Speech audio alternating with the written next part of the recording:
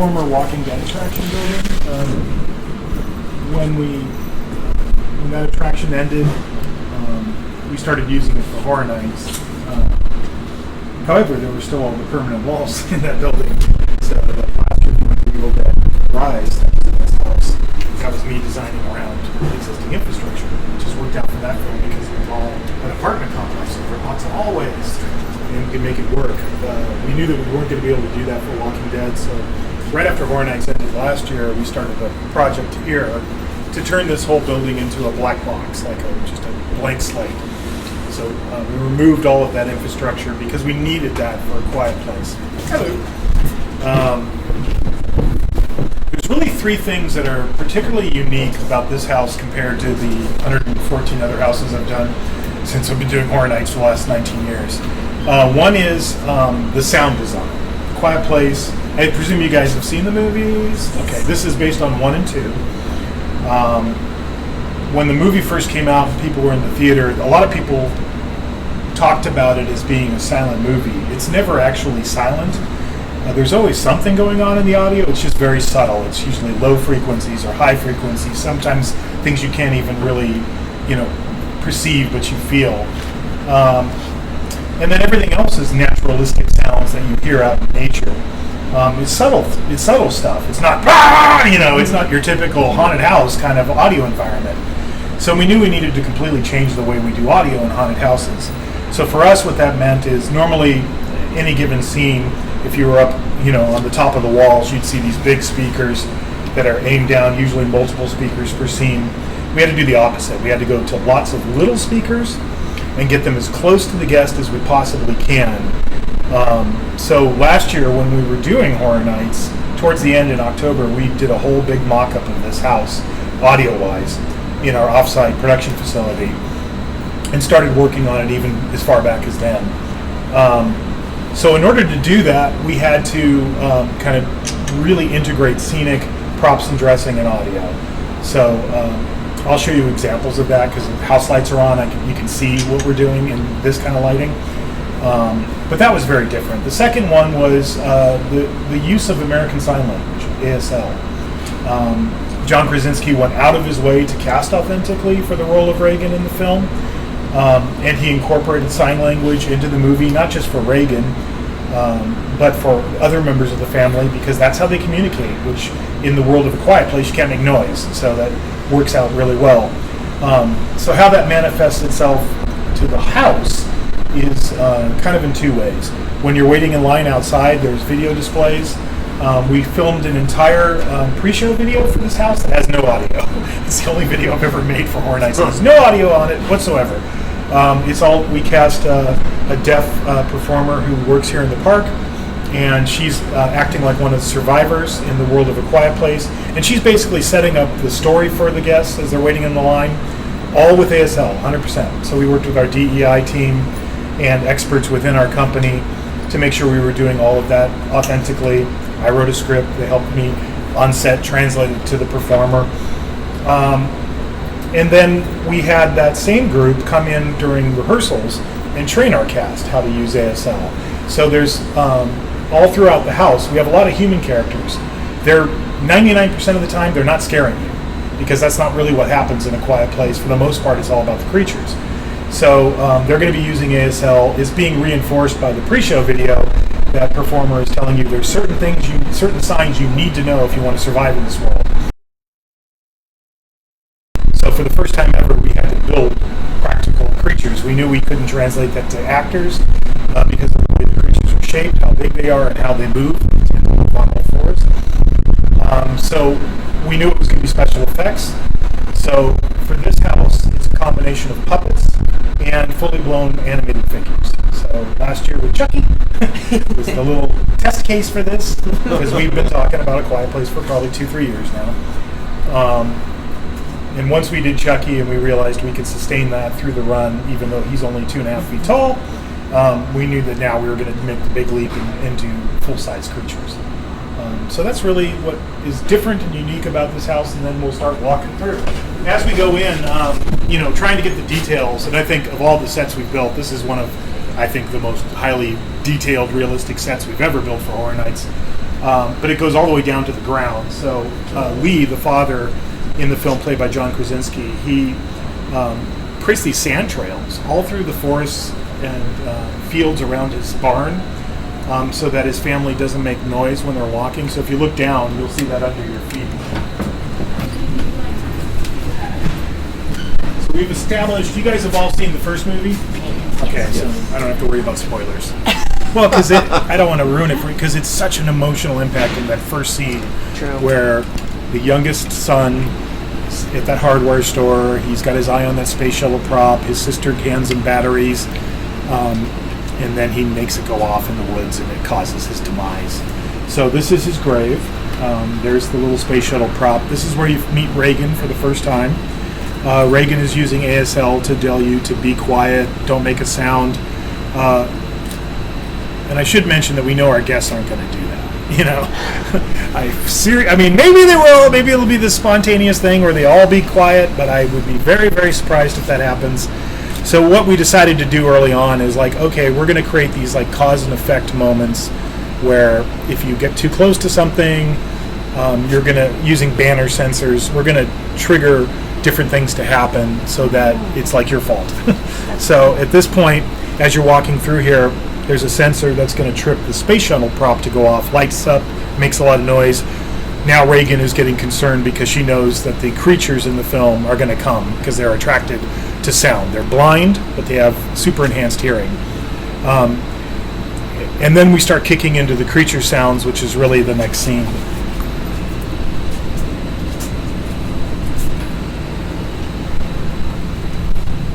Surround sound system, so that once that kicks in with the space shuttle prop going off and you enter here, you start to hear the creatures in the distance sounding like they're coming. The old man that Lee and Marcus, the son, encounter in the film, his wife has just been killed by one of these creatures, and he's in the woods just looking like he's going to scream. That's what we're doing here. Once the performer hits their little trigger and creates the sound of him screaming, all of this kicks in and it sounds like the creatures are coming for you. So 6 puppets, 4 animated figures. And they're worked, controlled by a performer offset. One of the last things we'll do is come in and black out all the cables. Looks like we've started adding the blackout drapes. So all of that just disappears. This is a 4-foot space. We call it a scare closet. So you've been through these outdoor scenes, and as soon as you pass through that curtain, bang, this thing's in your face. And we're still doing the sand trail. It keeps going. It goes through this whole section. This is a puppet, yeah. Mm-hmm. This is a puppet, yeah. Controlled by a performer offset. But he has the ability to open the mouth. And does that come out or just kind of just... No, it comes out, yeah. Oh, it does? Okay. Yeah. Oh, wow. I'm on the other side of it. You control from the other side. It pushes forward. Oh, yeah. We had to make a lot of these because we did all the creatures for us and for Orlando. It's wild to make them. Yeah, we just, in collaborating with our sister park in Orlando, on the house, we just kind of collectively decided it would make more sense if we did all that here and shipped it to them because of the integration of animation and all of that. And that's stuff that we've been doing a lot of with our own internal mechanical engineers here in Hollywood. So we had to build all of them. So that way it's kind of the same as Orlando as what you're doing. Yeah, each house is slightly different coast to coast, and that's usually driven by the physical differences in the spaces that we tend to occupy. So there might be scenes that are slightly different in Hollywood and vice versa in Orlando, but the big kind of story points and the big set pieces are pretty much similar coast to coast. And then, like when I was writing this house, I would have referred to this as a transition. Because there's no performers in this scene, there's no scares in this scene, we're just communicating the plot of the film. So when you come around this corner, what we're really doing is the lights. So Lee, the dad in the film, sets up all these string lights all over their property that he uses as a warning system for his wife and kids. So if the lights are clear, it means there's no danger, because Lee's also monitoring them in his basement with all the surveillance cameras. He's got maps where he's trying to track where they've been. But if the lights turn red, that means the creatures are coming, there's an imminent threat, you need to get inside, you need to hide. So that's what happens in the scene. It literally just goes from clear to red, And then that meant we had to build the entire Abbott house. And then we're going to take you inside the house.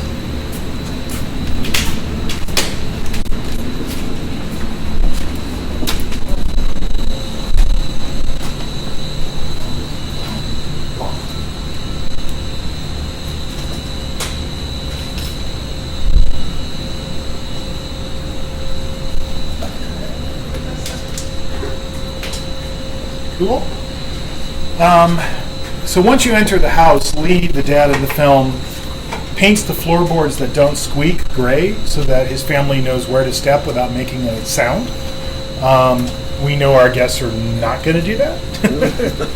There's going to be like a little sign telling you that's what you have to do, but they're not going to do that. So that triggers all the audio to go off in the room, which is speakers all integrated into the set, behind the exposed lath and plaster everywhere. So now you hear the sound of the creatures inside the house. You know that they've gotten in, and we need to get to the basement, which is where Lee has his surveillance station. But along the way, you're going to run into the next creature. These creatures are covered with heavy armor plating, and the plates on the head open up for them to listen. So that just allowed us with the puppets to kind of vary the look, since we were going to need to deal with the individual plates for animation. So the next creature you see looks a little bit different than the first one you saw.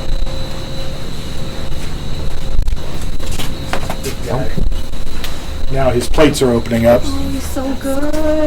Sorry, Vanessa. So good. So, same deal. It's a puppet.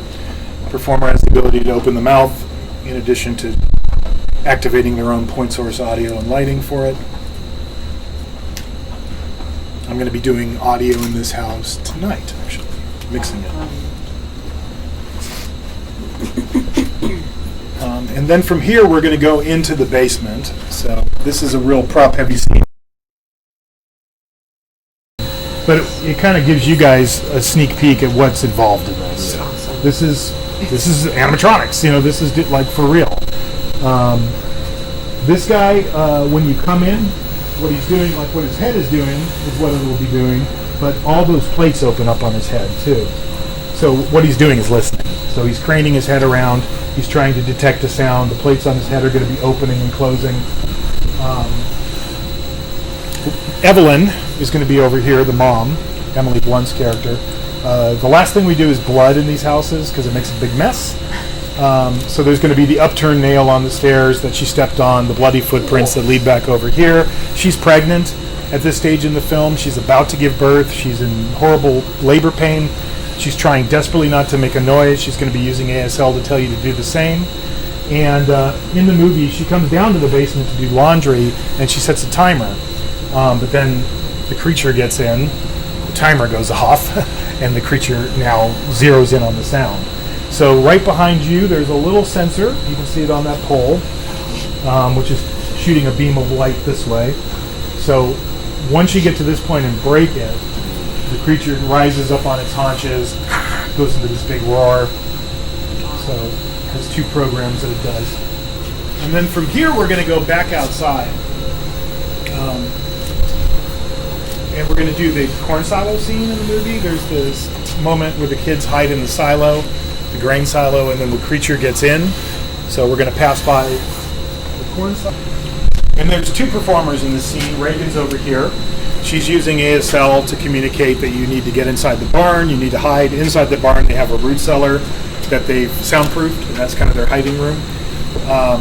But what we're also communicating with Reagan is that her cochlear implant is feeding back. Her dad in the film is trying to repair this for her, but there's, it's post the alien invasion, and he's trying to find parts to fix her implant because it's not working. It keeps feeding back. It's a kind of a point of friction with him and her in the movie. And then she eventually realizes that sound that her implant makes, that feedback, affects the creatures in a really bad way. They kind of stop in their tracks. They start tremoring. Their plates go wild and open up, and that's when you can actually kill them. So these steps that we're doing along the way are kind of Reagan's journey of her realizing that this thing is feeding back, and then using that weaponizing the cochlear implant to become the hero of the story that she is. Lee is on the other side. He's got the axe at the end of the movie where he's trying to protect his kids and charge the creature. You just happen to be caught in between the action. And then from here, we're going to go through the barn. There's another creature inside there, and we're going to end up in the root cellar. This is an animated character as well. In the movie, Evelyn gives birth to her child. They have this box made, which is right here, which they keep the baby in that's soundproof, but then they put a little oxygen mask on him so that it can breathe, and they shut it and try it so that the creature can't hear it. But in this scene, once everything's flooded, the baby's crying, and that causes the creature to rise out of the water. So that's what this guy's going to be doing. He kind of moves forward, rises up, and then blasts you all. This whole floor gets filled with water. So that's one of the last things we do. It's actually only like 2 inches of water, but then we dye it so you can't see the bottom. So all these items look like they're floating in the water. It's a good example of what our props and dressing crew does. This is a new trick I think they did this year. I've never seen them do this before, but if you look at all these jars, there's like digital prints of carrots and nuts and beets and stuff. I think they finally figured out that under show lighting, that'll read. Because in the past they had to like fill every jar, But they also have to create all the newspapers that go on the wall because the family uses our newspapers as insulation. So all of that we had to create, all of the labels on all of the canned goods we had to create. So it's a lot of work just for this one scene. This is kind of the dividing line between film 1 and film 2. When we leave here, we jump into film 2. For us, we start with the journey that Emmett, played by Cillian Murphy in the movie, the neighbor of the Abbott family that kind of becomes their reluctant protector in the second movie. He and Reagan are on a quest to go find this radio station because everything's dead. There's nothing on television, obviously. There's nothing on the airwaves. But she finds this one channel that the song Bobby Darin's Beyond the Sea is just playing over and over and over again. And she becomes convinced that maybe that's survivors that are using that as like a beacon to tell people, hey, come here. So she's trying to get there because she now realizes that the feedback from her cochlear implant impacts the creatures. So she wants to weaponize it and broadcast that signal everywhere, that maybe that'll help. Along the way, she comes across this abandoned train that's been wrecked and all these corpses, and there's an encounter with one of the creatures there. So that meant we had to build a train, which we did. So we built this whole train. That's a fully animated character. You hear gunshots coming from around the back over in that area. Emmett shows up.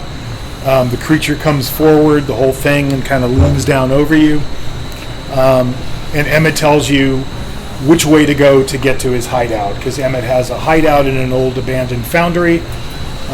So the family tries to get there in the film, and Emmett has booby traps all over the exterior of this place because he's trying to keep other people out. And unfortunately, Marcus, the son, triggers the booby traps and steps on a bear trap, which is the next scene.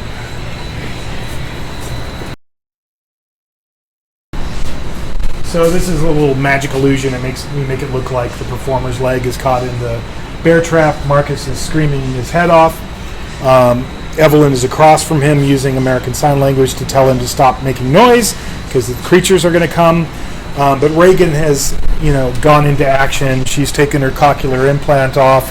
She's got a little small, practice amplifier and a microphone, and she's amplifying the sound of that feedback as the creature tries to attack through that hole in the wall, which is over here.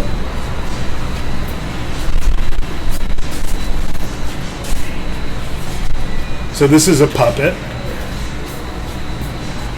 So 3 performers in the scene plus the puppeteer, so 4 total. And then from here we're going to enter the foundry. When Reagan gets to the radio station and finally broadcasts the sound of that feedback, Marcus just happens to be trapped in the furnace area of the foundry with one of the creatures, and he's able to take the little boom box and play that feedback sound, and that's what makes the creature retreat. So that's the scene we're going to be doing around the corner. So all of these plates will be animated. This guy, when we get his arms in position, he basically pulls himself out of this smelting pot, and then Marcus holds up the boom box, and you hear that feedback sound, and then all the little plates on his head start going crazy, and then he retreats back into the hole. But this is more presentational. It's more like a scene. So, of course, as soon as you step through that curtain, there's one final creature to get you in the dark on your way out.